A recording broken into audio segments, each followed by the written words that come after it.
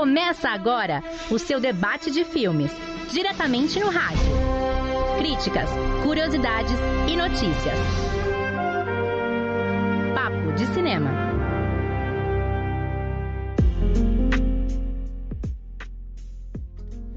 Rádio Senac, o rádio começa aqui. Bom dia, bom dia! Exatamente 10h23 da manhã, eu sou o Lucas Revoredo, mais conhecido como Revô, e fico aqui com você agora pelos próximos 15 minutos no Papo de Cinema. Esse programa semanal em que eu apresento pra você minha crítica sobre um filme e conto uma novidade que vem por aí no cinema. O filme escolhido para o programa de hoje foi um que deu o que falar em 2021 e se consagrou como campeão de bilheteria daquele ano. Mas antes, para acompanhar esse nosso Papo de Cinema, que tal uma pipoquinha? A nova pipoca Estoura Fácil da Kitaro foi desenvolvida com uma tecnologia exclusiva que permite o grão ser estourado diretamente na Air Fryer. É isso mesmo, a sua pipoca favorita, agora sem uma gota de óleo e sem a necessidade do uso de alumínio na Air Fryer. Eu, apaixonado por pipoca e fit do jeito que sou, já garanti a minha aqui. Você pode adquirir a sua também em www.grãoselecionados.com.br, sem acento, viu? www.grãoselecionados.com.br. Garanta já, experimente a melhor experiência em pipoca. E eu vou dar uma dica pra você sobre qual o filme de hoje. Pararam, pararam, pararam, pararam. Já sabe? Estamos falando de Homem-Aranha Sem Volta Pra Casa, o filme de 2021 que reuniu 3 Homens-Aranhas em uma só tela, Tobey Maguire, Andrew Garfield e Tom Holland, realizando o sonho de inúmeros fãs, inclusive eu. Não é à toa que esse filme arrecadou quase 2 bilhões de dólares em bilheteria ao redor do mundo, garantindo a sua posição em 7º lugar no top 10 bilheterias mundiais da história do cinema. Deixaram a gente sonhar muito alto, mas quando eu disse que esse filme deu o que falar, é porque deu mesmo, viu? O filme conta com vários furos de roteiro, envolvendo aí os 2 universos da Sony. O Homem-Aranha do Tobey Maguire, por exemplo, se impressiona com a magia que é usada ali nesse universo e foi capaz de trazer ele até lá. Mas por conta de um diálogo lá em Homem-Aranha 2 de 2004, sabemos através do John Jonah Jameson, o chefe do jornal em que o Peter trabalha como fotógrafo, Clarim Diário, que o Doutor Estranho existe dentro daquele universo. Inclusive, quando o filme de 2021 foi anunciado, esse foi justamente o pontapé inicial para que a especulação sobre uma possível reunião do multiverso acontecesse. Mas isso é só o começo, olha só. O antídoto para curar o lagarto, que é usado originalmente lá em Espetacular Homem-Aranha de 2012, sabia ser desenvolvido pela Gwen Stacy, porque ela trabalhava para o Dr. Connors, que é o lagarto. Mas o Peter do Andrew Garfield, que é do universo dela, de algum jeito, no filme de 2021, sabia desenvolver esse antídoto, mesmo que isso vá contra o que foi mostrado no filme original. Aí você me diz, poxa Revô, mas ele pode ter aprendido nesses anos que passaram aí. Concordo, mas o erro de continuidade não acaba aí. Quando esse antídoto finalmente é mostrado em Sem Volta Pra Casa, ele é verde, sendo que no Espetacular Homem-Aranha, o antídoto era azul, e o soro verde, na verdade, era o soro que transformaria todo mundo em lagarto desenvolvido pelo próprio vilão. Um erro desses não dá, né, Dona Marvel? E tem mais, a justificativa do filme para trazer todos aqueles vilões ali para aquele universo foi de que todos tinham uma particularidade em comum, que era saber a identidade secreta do Peter Parker. Mas o Electro, que foi o vilão trazido de Espetacular Homem-Aranha de 2014, não sabia que o Homem-Aranha era Peter Parker. Ele simplesmente, dentro da proposta estabelecida ali pro filme, não tinha por que estar ali. Mas pior que isso é o fato do Venom, do universo do Tobey Maguire, um dos vilões de Homem-Aranha 3 de 2007, saber da identidade secreta do Teioso e não ter sido trazido, enquanto o Electro, que não sabia, foi. Falando no Venom, inclusive, o Peter do Tobey cita ele em Sem Volta Pra Casa no diálogo sobre ter enfrentado um alien sem dizer o seu nome, apenas se referindo ao tal alien como Gosma Preta, como se falar na existência desse personagem no universo dele fosse algo proibido e que queriam que a gente esquecesse. Mas então, por que fazer essa citação? Acharam que não notaríamos, mas notamos. E isso é ainda mais curioso quando você para pra pensar que no pós-créditos de Sem Volta Pra Casa, temos o Venom do filme do anti-herói Solo de 2018 fazendo uma ponta ali. Sentido? Nenhum, mas foi bom ver pelo menos uma variação do personagem no filme. Agora vamos lá. De acordo com o que foi dito pelo Dr. Octopus e pelo Electro no filme, os vilões foram trazidos do instante que antecede as suas mortes, ou seja, dos momentos finais deles nos seus respectivos universos ali. Mas se isso fosse algo que se aplicaria para todos os vilões, por que a armadura do Duende Verde estava limpa ao invés de totalmente danificada como no confronto final contra o Peter do Tobey? Falando ainda nessa batalha, como o Peter do Tobey levou uma facada pelas costas no fim de Sem Volta Pra Casa, sendo que ele desviou do planador do Duende Verde da mesma forma usando o seu sentido aranha em seu filme original de 2002. Miséria, miséria, miséria. Pois é, muitos eram os pontos que precisavam de mais atenção aí no filme, mas daqui a pouco a gente fala mais. Vamos agora para um rápido intervalo e eu já tô de volta. Não sai daí que é rápido mesmo, hein?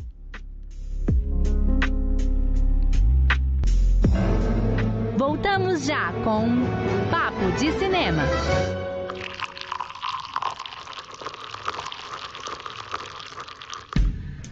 Sabe aquele cheirinho de café logo pela manhã? Agora, ele pode durar muito mais. Com a nova linha Premium da Dois Corações, transforme seu momento em uma experiência irresistível. Café 100% arábica com torra média, trazendo o equilíbrio ideal em seu sabor marcante. Café Dois Corações, porque 1 é pouco, 2 é bom e 3 é demais.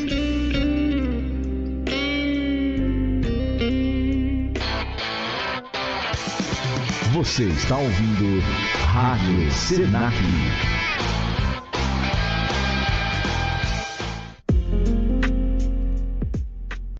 Rádio Senac, o rádio começa aqui e estamos de volta com Papo de Cinema, o programa em que uma vez por semana eu apresento para você a minha crítica sobre um filme e conto sobre uma novidade que vem por aí no cinema. E como o debate de hoje é sobre Homem-Aranha Sem Volta Pra Casa, que tal a gente ouvir uma música que lembra a primeira aparição do herói nos cinemas? Diretamente da trilha sonora de Homem-Aranha de 2002, Chad Kroeger feat. Joseph Scott, Hero.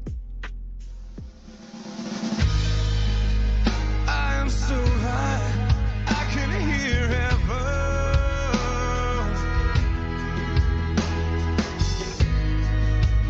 I am so high, I can hear heaven. Oh, but heaven, no heaven, don't hear me. And they say that a hero can save us. I'm not gonna stand here and wait. I'll hold on to the wings of the eagles, watch as we all fly away. And they're watching us, they're watching us as we all fly away. Whoa.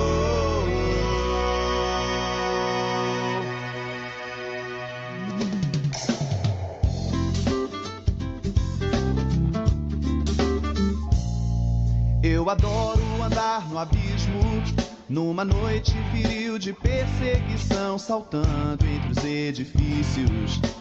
Vi você em poder de um fugitivo que, cercado pela polícia, te fez refém lá nos precipícios. Foi paixão à primeira vista, me joguei de onde o céu arranha, te salvando com a minha teia. Prazer me chamam de Homem-Aranha, seu herói. Chega de bandido pra prender, de bala perdida pra deter. Eu tenho uma ideia, você na minha teia. Hoje eu estou nas suas mãos, nessa sua ingênua sedução que me pegou na veia. Eu tô na tua teia.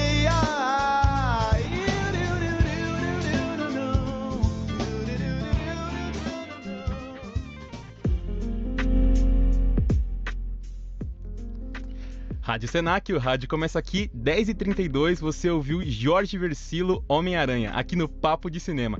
Essa música, inclusive, ganhou uma nova versão em 2022, remixada pelo Dennis DJ, com uma introdução declamada pelo Ridley Contaifer, o dublador do Tom Holland aqui no Brasil.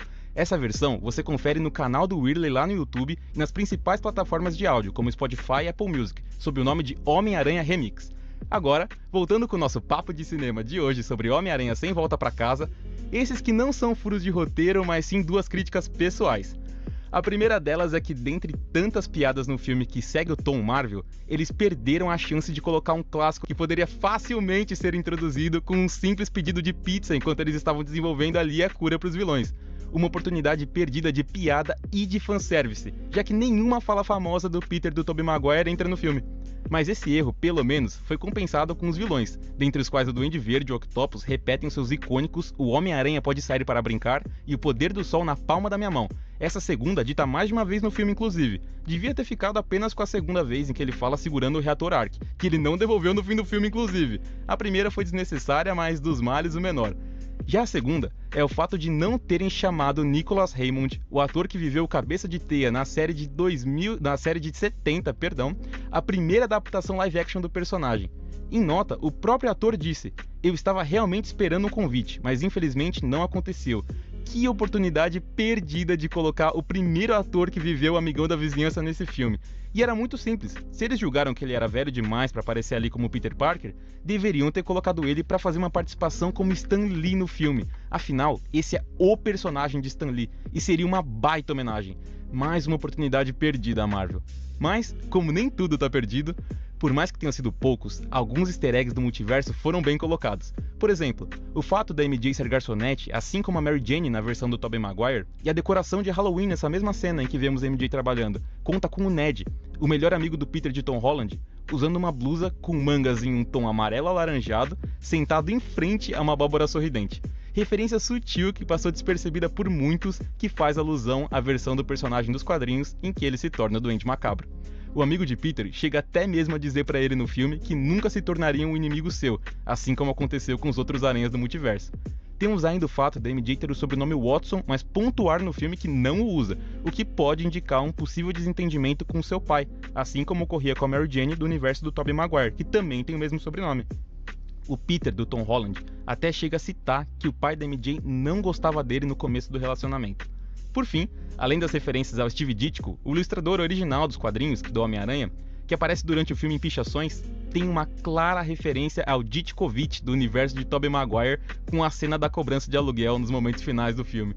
Quem aí não se lembra do clássico "Aluguel, aluguel"? Além dos easter eggs, o filme trouxe também dois momentos muito esperados pelos fãs, que era a redenção do Homem-Aranha do Andrew Garfield salvando a MJ de uma queda mortal, já que ele não conseguiu fazer isso com a sua amada Gwen Stacy, e o reencontro do Peter de Tobey Maguire com o Dr. Octopus do seu universo. Os fãs mais antigos esperavam um filme do Homem-Aranha da Sony, o que na verdade nunca foi a proposta da Marvel para esse filme. Portanto, ele é um bom terceiro filme do Tom Holland, que é a proposta dele. O que a Disney acertou aí foi realizar a proeza de unir o mesmo herói na sua versão da década de 2000 com as suas duas versões da década de 2010 na década de 2020, envolvendo aí 3 décadas diferentes em um mesmo filme. Tá bom ou quer mais? Eu queria mais, mas saí feliz. Bom, filme analisado, seguimos para o nosso último bloco do programa, aquele em que eu te apresento uma novidade que vem por aí nos cinemas para você ficar ligado. E depois desse nosso tema de hoje, é claro que esse filme só poderia ser um. Pra te dar um spoiler sobre qual é, vamos migrar de multiverso com Post Malone, Sunflower.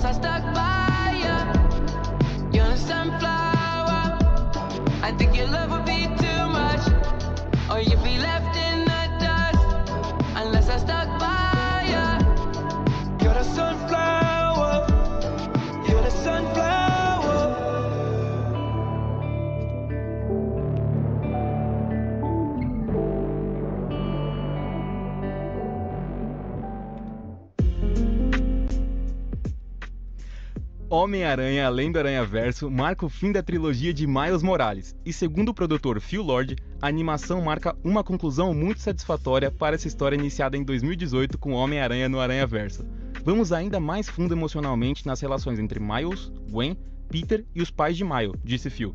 O interessante para Miles nesse terceiro filme é como ele lida com esse sentimento de traição e transforma isso em algo afirmativo. O que tentamos fazer nesses filmes é representar a bondade e como o amor que os personagens têm por Miles se traduz em seu crescimento e sucesso, completa o produtor.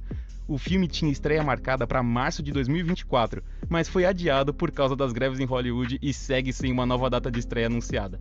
Mas não desanima e fica de olho aí que a qualquer momento uma nova data deve sair. E chegamos ao fim do nosso papo de cinema dessa semana. Eu sou o Lucas Revoredo, mais conhecido como Revô. Obrigado pela sua companhia e a gente se vê semana que vem nessa mesma bate-hora, nesse mesmo bate-local. Não sai daí que daqui a pouco tem um papo muito bacana sobre cultura coreana com Type Saya, a queridinha do K-pop, chegando aí na Rádio Senac. O rádio começa aqui.